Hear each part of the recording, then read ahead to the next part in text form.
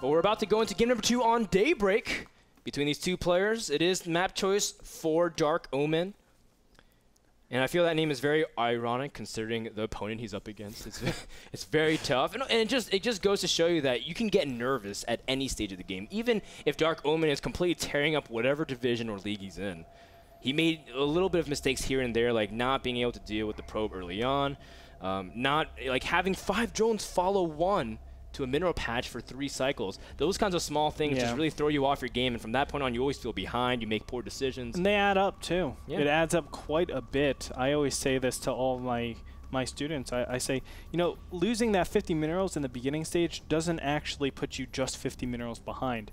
It's a lot more than that, because that 50 minerals should have been something else. So because you're, like, let's say, you know, 20 seconds late on your defense, you actually have to make more defense because they have more units. So it's like you can't just make 5 stalkers against 5 stalkers. You have to actually make like 6 stalkers. So you overinvest in defense where they're not really doing something. They're doing the absolute natural thing. So you're actually shooting yourself in the foot every single time. Darkomen has to make sure he's on top of every single one of his little things. You know, getting the drones over, mineral boosting, getting as many drones out as possible before that, let's say, 8-minute mark when you see a 4-gate happening. These are the things that you have to really focus on when you're up against Vines' caliber. Yeah, but you know what? It's a new game, Andre. It's a new opportunity. Yes, you have to put it behind you. You have to move on. No point in sulking.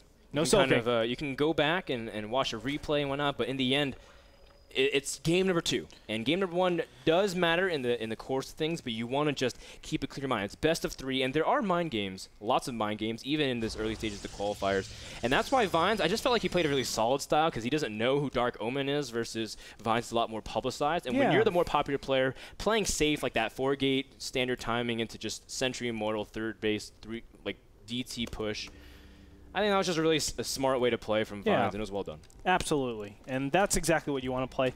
And if I'm Darkomen, I'm going to take advantage of that. I know I'm kind of like an unknown player. I know my opponent doesn't really know what I'm capable of, so they're going to play a little bit more passive. That's why you see a lot of times, especially in these best of 1s, which this is not a best of 1, but sometimes open qualifiers are best of 1. In those situations, worst, it's like, well, the pro player, the more, you know, the stronger the player, the well-renowned player is the one that's playing so passive. And you will get these random players, I want to say, that will just do some crazy build, go 3 hatch before spawning pool, and be able to pull it off just because how defensive the pro player is playing. And that could definitely happen. Darkomen might want to consider a line like that.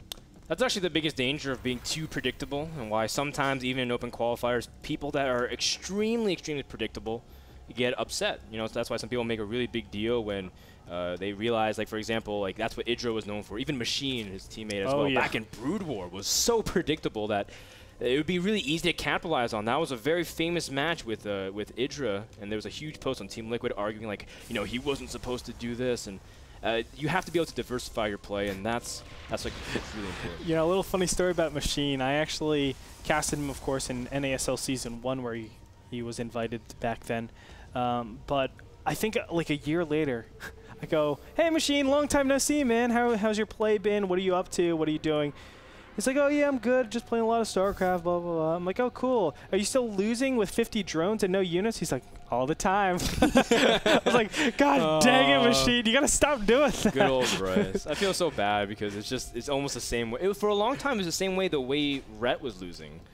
Just because he just kept making too many drones and not having enough units. And we saw a glimpse of that, but also that Rhett's trying to turn a new page over. Rhett's starting to be a little bit more aggressive, and that's why I feel Rhett's been able to place really well in a lot of tournaments, always getting around top 4, top 8, and doing really well for himself. A lot of people kind of underrate him, but at the same time, he's really good.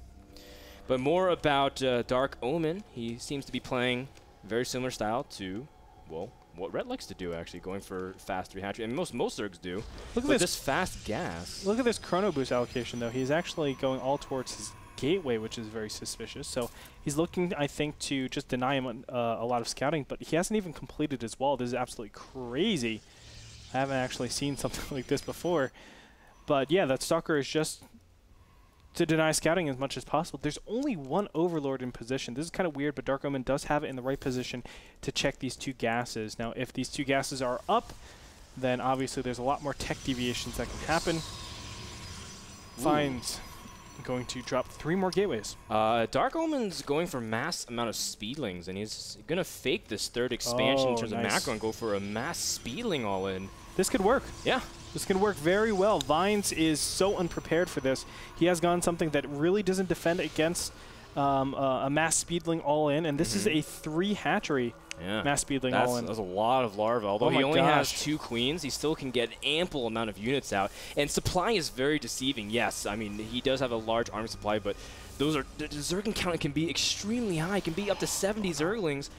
And Vines has no idea because he has no map control. Oh my gosh, he might actually send his 2 sentries into the warp. Okay. Vines is dead. Vines is absolutely dead. Oh. If he doesn't block this ASAP, he is absolutely dead. Oh, no, is he going to see the warp? Oh no, my gosh, this is the sickest thing ever. He doesn't see the Zerglings with the warp. No, no. Oh, pylon. Winning pylon. Oh. Winning pylon right there. Oh, how did he know? How did he know? There's so many speedlings out now. Vines warping in 2 sentries. Is he going to be able to break through? Omen has an incredible amount of Zerglings, but oh man, he has to get the force fields down. He's going to try to protect the forge as well at the very last second. It's going to come down to the last few available time that Vines has. And now he lands the force field, but he's got enough sentries to really protect everything. And he's got even cannons behind it as well. He needs to pull every single one of these probes, but the Zerglings are getting in, killing all the probes. And this isn't good. Now the sentries are exposed. The cannons are going to finish. Is it going to be enough? Remember, there is a little bit of harass, but it got cleaned up as well. And I think these cannons actually might be enough. Look at this. Zealot in the main base. He actually anticipated this. Vines, you sicko. Wow. This is why he is a world-class player. You can see defending against this. How did he do it? And look at this. He re-walled off. Yeah. Great poise provided by Vines. It was a good execution from Omen to hide all the information, but now nothing that Omen can do can continue to break. And look at this. Vines has kept a very good probe count the entire time, 44 to 30. And man, Andre, that got me so excited just to watch great decision-making in that crisis time, because even then, Vines put up the cannons. He was able to deal with everything. Yes, he lost some probes. Yes, he lost the sentries. But now he has his tech developed. Dark Omen has only got Zerglings in production. And sure, you can continue to flood in waves and waves of units, but this is just so efficient from Vines. Very well done. +1 is already done, so the Zealots are super powerful. And now he has the best position, taking out the 3rd base as well. Vines, you're a sicko. You are an absolute sicko. Omen, Dark Omen, I understand why you all in, especially against a player like Vines.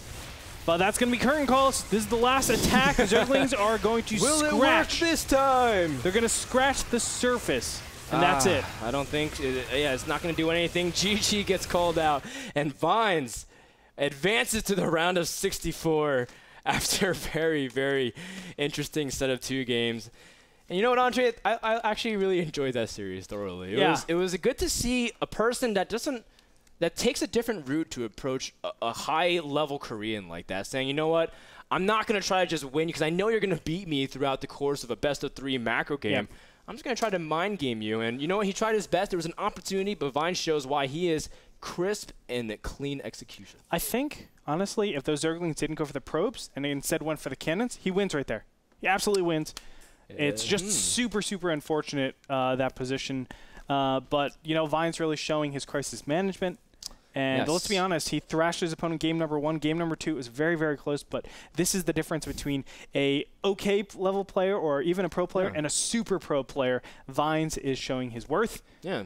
Using that SimCity in his main just for his situational awareness. Very, very good. And overall, he deserves to move on. And that's why Vines, I feel, is one of the favorites to go really far in this qualifier.